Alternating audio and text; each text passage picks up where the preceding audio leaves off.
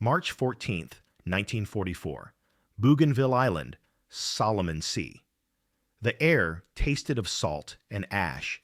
Rain drummed against steel helmets like distant machine gun fire, and the jungle exhaled steam that wrapped around men's legs like living fog. Lieutenant Colonel David Ramsey stood knee-deep in volcanic mud, watching his engineers drive bulldozer blades into earth that wasn't supposed to exist. Behind him, Marine riflemen dug foxholes into a perimeter that command had labeled untenable.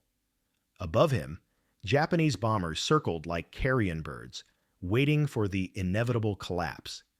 And beneath his boots, something impossible was taking shape.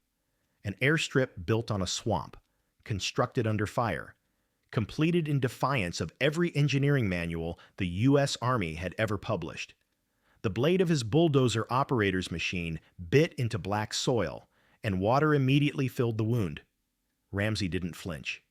He had stopped reading the rulebook 3 islands ago. This was the Pacific War's greatest secret. Not a weapon, not a code, not a battle. It was a tactic so unorthodox that it violated fundamental principles of military engineering. So reckless that senior officers tried to forbid it. And so devastatingly effective that it compressed Japan's strategic timeline by 18 months and turned specks of jungle into launch pads for the bombers that would eventually reach Tokyo itself. The men who executed it were not heroes in the traditional sense. They did not storm beaches or bayonet enemies in hand-to-hand combat. They were combat engineers, part construction worker, part soldier, wholly expendable in the eyes of pre-war doctrine.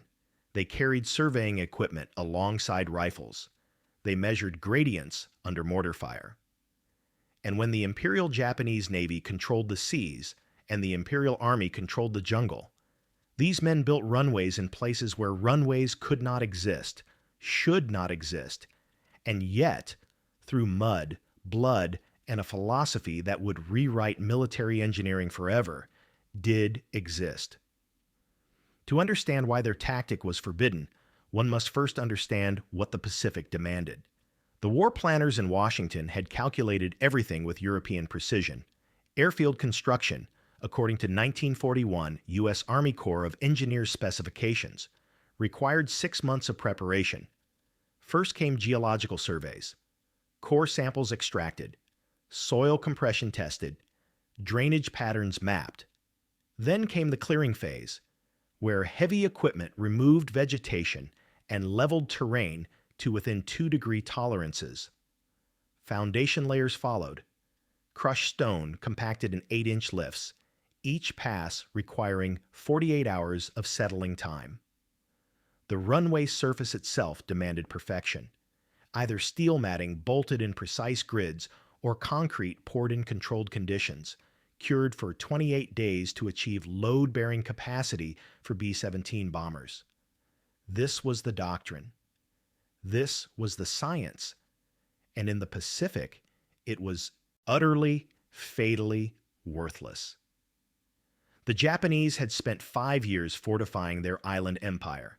They held Rabaul, the Gibraltar of the Pacific, with 5 airfields and 100,000 troops. They controlled the entire Bismarck Archipelago, the Solomon Chain, the Marianas. Every island the Americans needed to capture was beyond the range of existing airfields. Every existing airfield was within range of Japanese bombers. The mathematics were merciless.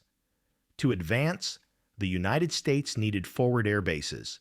To build forward air bases, they needed 6 months of secure construction time.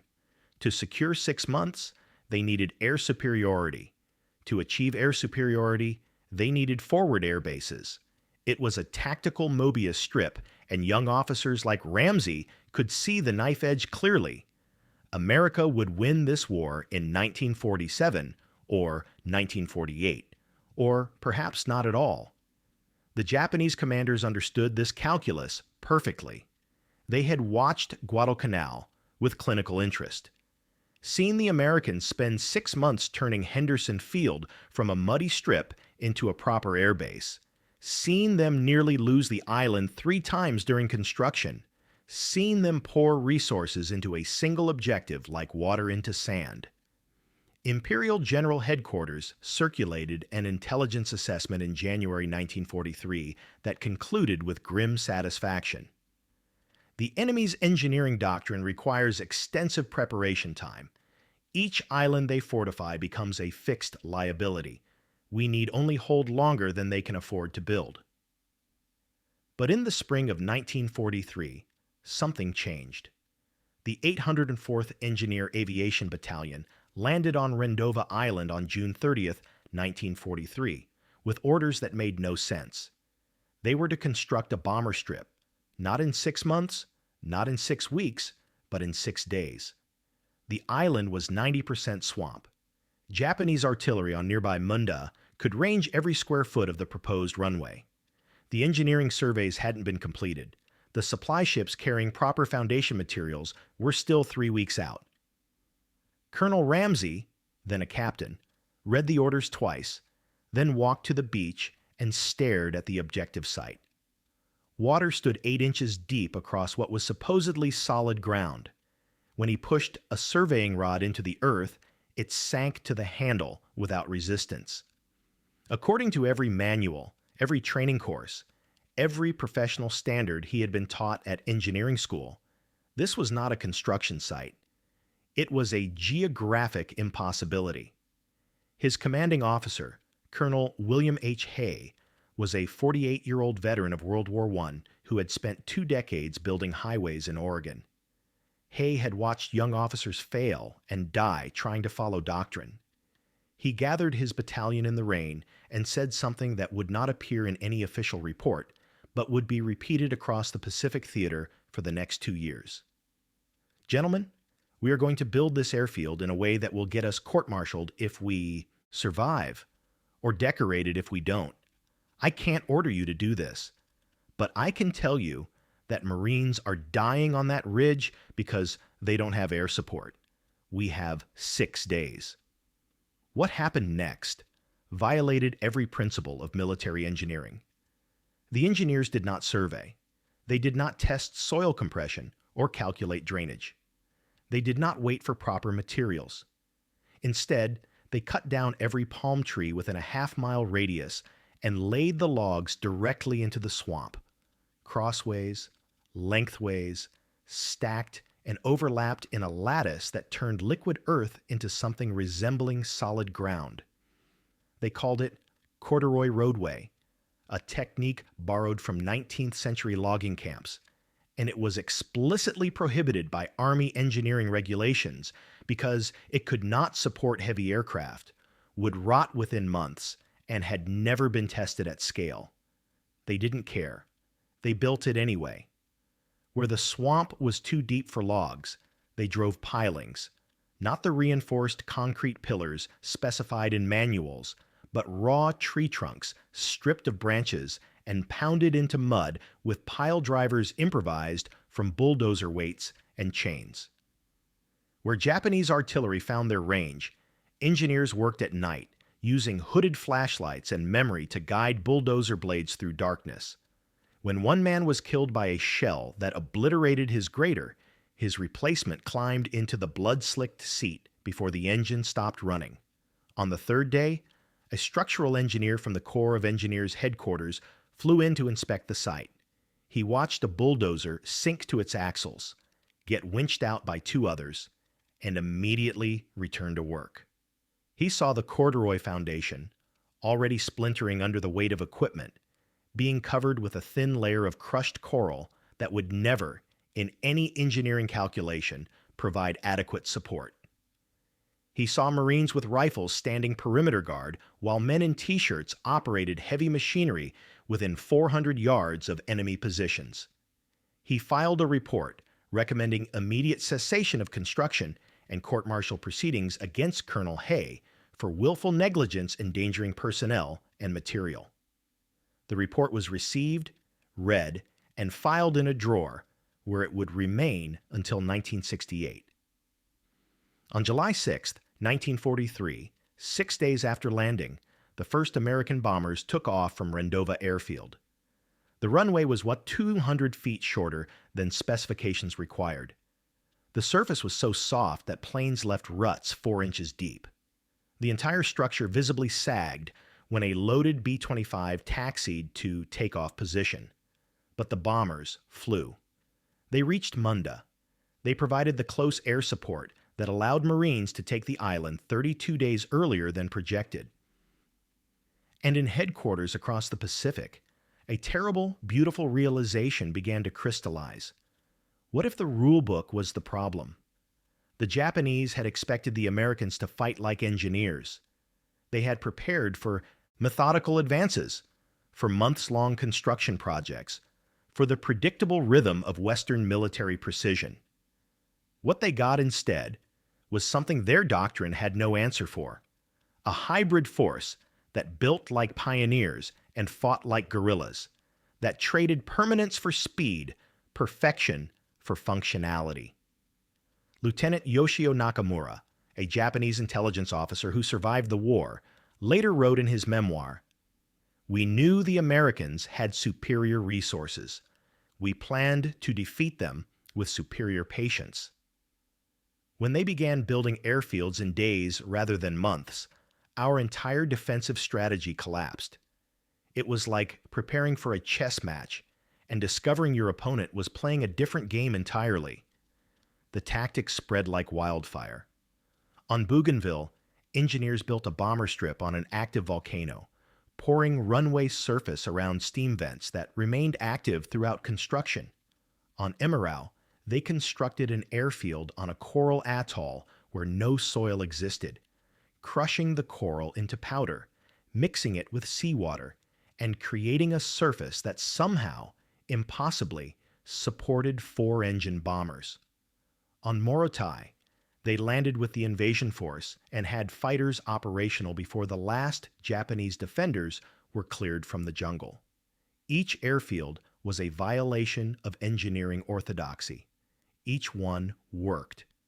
The symbolism became the Marston mat, the steel planking that America manufactured by the million and the engineers laid like carpet across impossible terrain.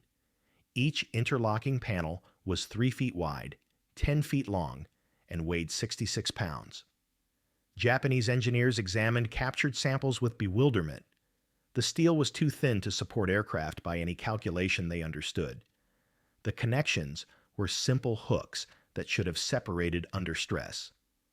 The entire design looked temporary, insufficient, almost contemptuous of proper engineering. But when American engineers laid Marston mat over swamp, over volcanic ash, over pulverized coral, it worked. Not for years, not even for months, but for the 6 to 8 weeks necessary to support the next leap forward. The matting became a metaphor made steel. American abundance translated into velocity, quality sacrificed for quantity, permanence traded for momentum. A captured Japanese engineering manual from 1944 included a section on American airfield construction that read, "The enemy does not build bases. They create temporary platforms and abandon them. This is inefficient and wasteful. It is also impossible to stop." But the true genius of the forbidden tactic was not merely speed. It was the way it inverted strategic logic. Traditional military doctrine viewed airfields as strategic objectives. You captured territory, secured it, built infrastructure, then projected power. The combat engineers reversed this sequence.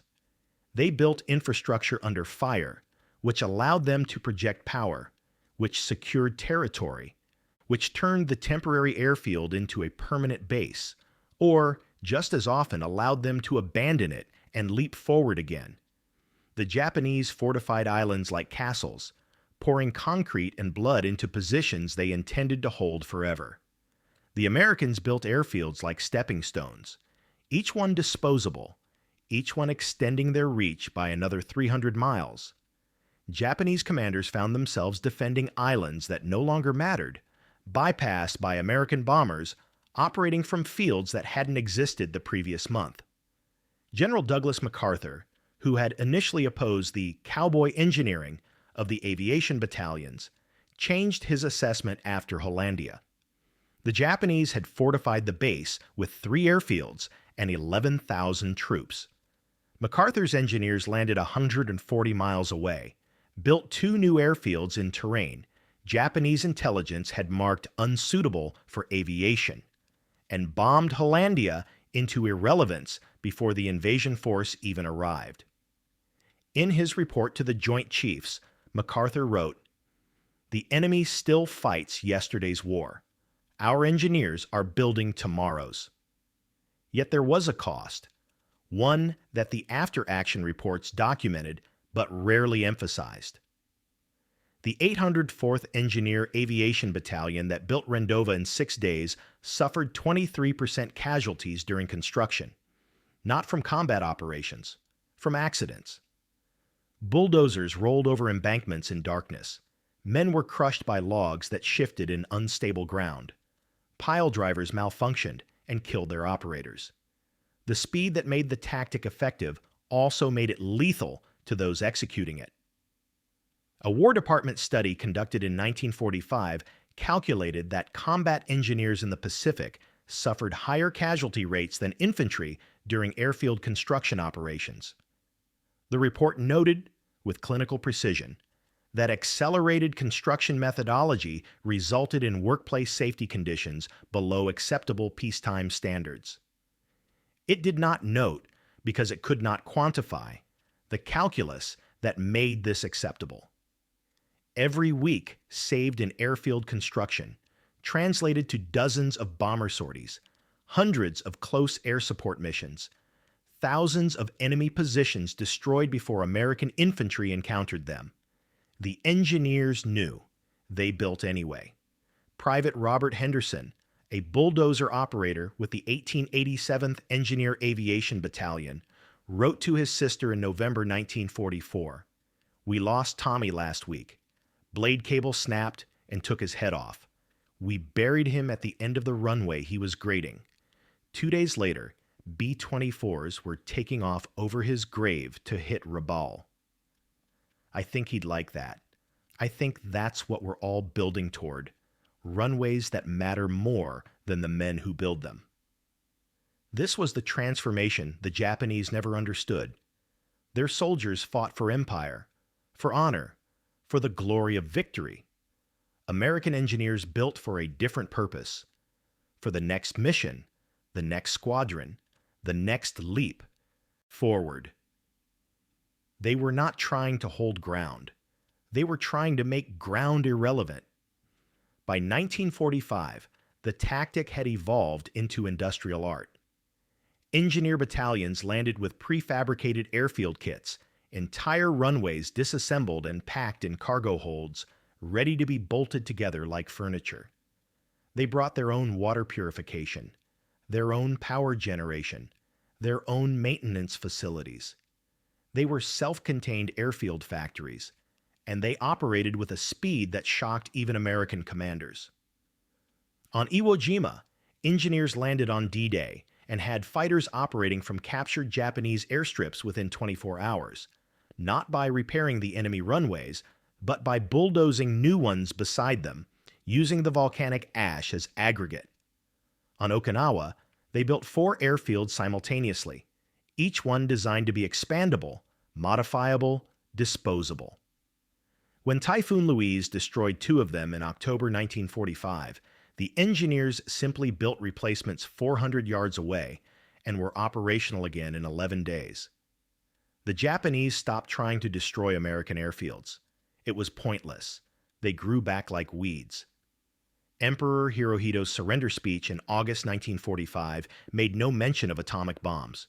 It referenced a new and most cruel bomb, but focused primarily on the broader strategic situation.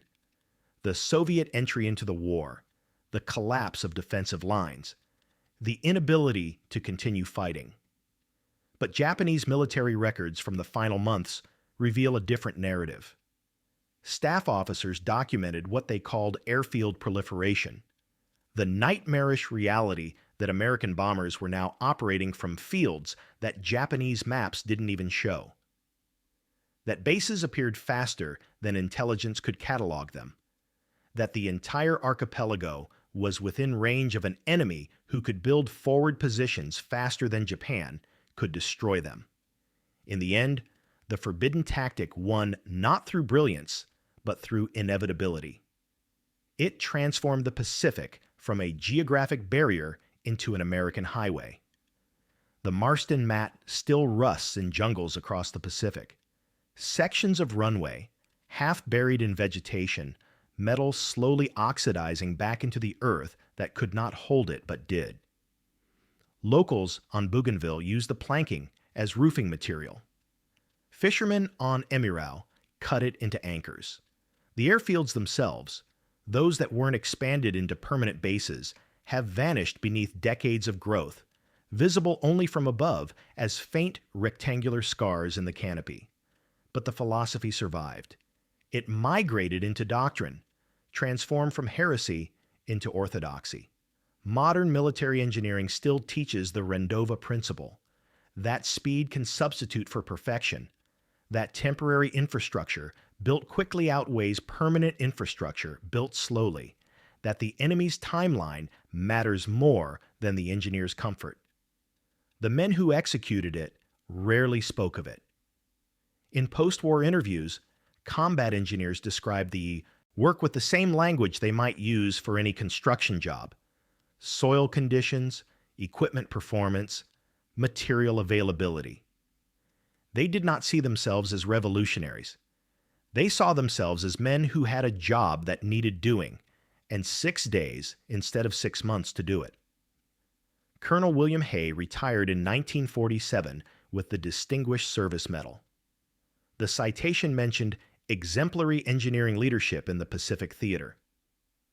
It did not mention that he had violated regulations, risked courts-martial, and invented a tactic that would reshape military doctrine for generations. When a journalist asked him about Rendova in 1963, Hay said, "We just built the damn runway. Marines needed air support, that's all." That's all. And everything. There is a grave marker on Bougainville, weathered by 70 years of tropical rain, that commemorates the 804th Engineer Aviation Battalion. It stands at the edge of what was once a bomber strip, now overgrown, silent except for birds. The inscription reads, "They built so others could fly." It does not say that they built illegally, recklessly, in violation of every rule their profession held sacred. It does not say that they turned swamps into runways and impossibility into doctrine. It does not say that the tactic they perfected, forbidden by regulation, mocked by engineers, opposed by commanders, compressed years of war into months and turned the Pacific Ocean into a construction zone where America's abundance mattered more than Japan's courage. It doesn't need to. The runway speaks for itself. Even buried beneath decades of jungle growth, even invisible to anyone who doesn't know to look, it remains a rectangle of engineered earth that shouldn't exist, built by men who refused to accept that shouldn't was an answer. This was the secret that won the Pacific War. Not better ships, or braver soldiers, or smarter generals. It was engineers who understood that rules are written by people who have never built an airfield under artillery fire. That doctrine is the luxury of those who have time, and that sometimes the only way to win is to build the impossible and let the impossible prove itself. The Japanese prepared for a methodical enemy. They got American combat engineers with bulldozers and 6 days and a total willingness to be court-martialed if they survived. They built the runway, the bombers flew, the war moved forward, and in the end, that was all that mattered. Not the engineering manuals that said it couldn't be done, not the regulations they violated, not the orthodoxy they shattered. Just mud turned into steel, swamps turned into runways, and men who understood that the greatest victories are sometimes built in defiance of every rule except one: get it done now. The rest is just details written by people who weren't there, analyzing methods invented by people who were, trying to explain why the impossible happened and how the forbidden became doctrine. But the engineers already knew. They knew it the moment they drove the first blade into volcanic mud on Bougainville and felt it sink, and shrugged, and kept building. Because that's what engineers do. They look at what should be impossible, and they build it anyway. Not because the manuals allow it, not because doctrine permits it, but because somewhere a Marine needs air support, because somewhere a bomber needs a runway, because somewhere the war is waiting, and 6 months is too long, and perfection is the enemy of victory. They built, the planes flew, the war was won, and the runways, forbidden and brilliant and utterly disposable, did exactly what they were meant to do. They disappeared, leaving behind only the victory they made possible and the lesson they taught, that sometimes the fastest way to build the future is to ignore everything you know about the past and just start building.